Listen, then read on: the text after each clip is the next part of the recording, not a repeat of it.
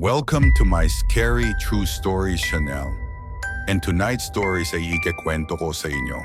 Ang true story ng isang babysitter and the man upstairs.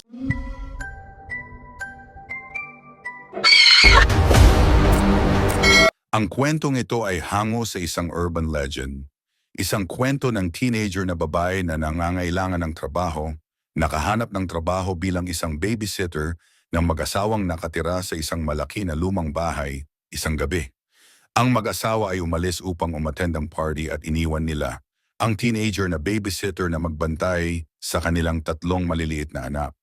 Pinatulog na ng babysitter ang mga bata at pagkatapos ay bumaba siya upang manood ng television. Komportable siyang nanunood nang marinig niyang nagri-ring ang telepono. Nang sagutin ito, narinig niya ang mabigat na paghinga na sinundan ng boses ng isang lalaki at biglang sabi, "Have you checked the children?" Sa sobrang takot, ibinaba niya ang telepono upang kumbinsihin. Ang kanyang sarili, inisip niya na baka siya ay pinagtitripan lamang.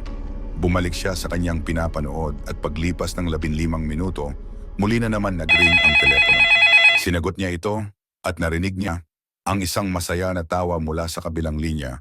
Pagkatapos, ang parehong boses ay nagtanong, "Bakit hindi mo sinuri ang mga bata?" At dahil sa sobrang takot, pabagsak niyang ibinaba ang telepono at agad siyang tumawag ng pulis. At sinabi ng operator sa station ng pulisya sa babysitter na kung tumawag muli, ang lalaki dapat niyang hayaan itong magsalita upang mabigyan ng oras. Ang pulisya na matrace ang pinanggalingan ng tawag. Ilang minuto tumunog ulit ang telepono sa pangatlong pagkakataon. Nang sagutin ng babysitter ang telepono, narinig na naman niya ang mabigat na paghinga. Ang boses sa kabilang linya ay nagsabing, "Dapat talagang suruin mo ang mga bata." At bigla na lang itong tumawa ng nakakatakot. Ibinaba niya ang telepono. Wala pang segundo nag-ring ulit.